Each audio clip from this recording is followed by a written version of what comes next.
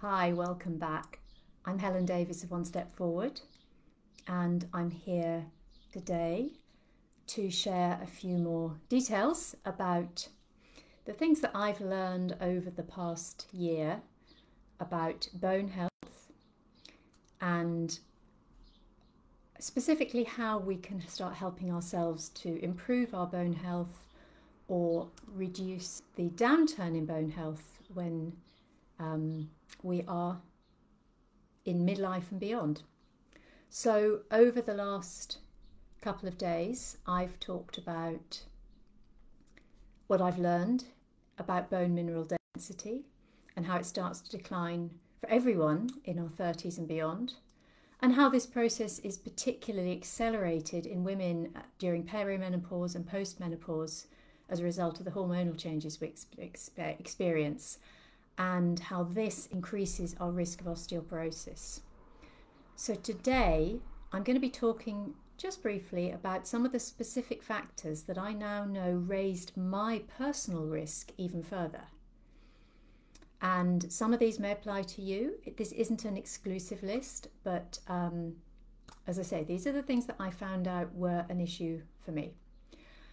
And I wonder if I'd known about these risk factors 15 years ago, 10 years ago, 20 years ago, and specifically 15 years ago when I was going through perimenopause, perhaps I'd be in a different place now. I'll never know, of course, but that's why I'm on a mission to spread the word about this so that you and others like you can make your own informed decisions. Now, of course, it's important to note I'm not medically trained. This information is all based purely on my own research, but I'm sharing it so that you can use it to make your own decisions, both about research and about what you choose to do in future. So as I mentioned yesterday, bones aren't the dry, dead sticks that we may think of when we think of a skeleton. Like everything else in our body, they're made up of living tissue, and they go through a constant process of being broken down and replaced. But it's that process that shifts the focus after 30 so that the replacement doesn't keep pace with the breaking down. So what is it that causes us to perhaps not have reached optimum bone density in the first place? Because if our bone density wasn't at optimal levels, that inevitable process of decline in density starts to cause problems. So why would it be that perhaps that our bones haven't achieved the optimum bone density? So there are a number of risk factors, and they fall into two different categories, which I think of as the unavoidable ones and the wish I'd known ones.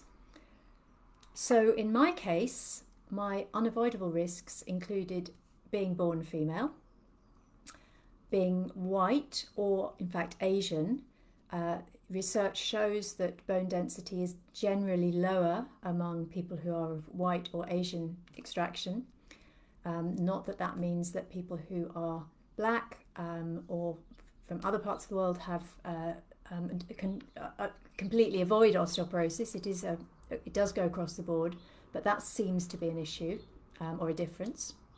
Of course, age is absolutely critical, being post-menopause, and if you've had an early or even relatively early menopause, that can make a difference as well. And body weight, when you think about it, bone is built through weight bearing. So if one has a naturally slight frame and is naturally quite light, then that can be a contributing factor. And that's a reason why it's also a known issue for people who have experienced disordered eating that results in very low body weight. Osteoporosis is often a long-term side effect of that. And if you have a family history, as I do, of osteoporosis and or hip fractures, again, that's something to bear in mind because it increases the likelihood that it may be something you're susceptible to.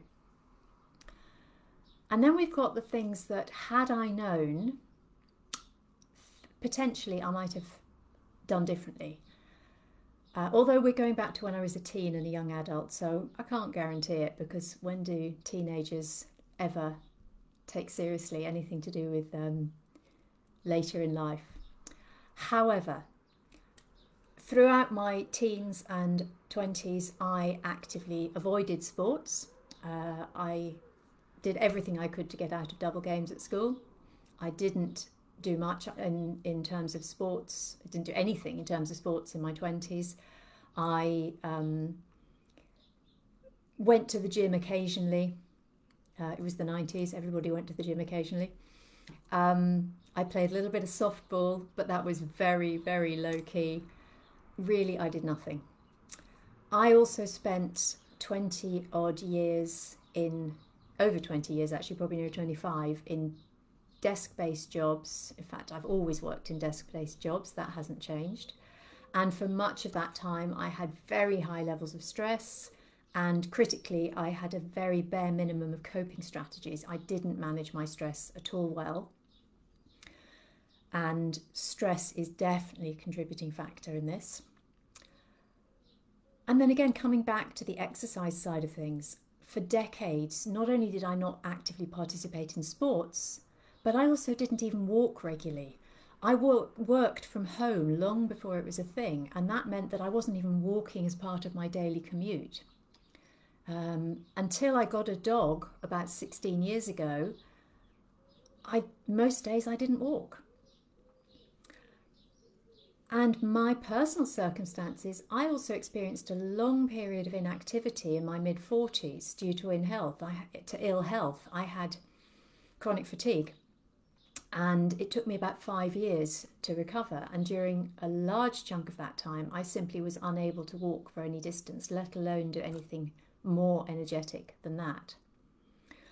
And looking back, I realised that I spent 24 years of my life living in homes that didn't have staircases. So all of these things, I think, contributed. Interestingly, I've been told by a medical professional who I trust and who knows me very well that the biggest factor for me was probably my stress levels. So that was a wake-up call.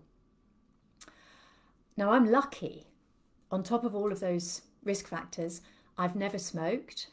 I've never been a particularly heavy drinker, at least not since my 20s.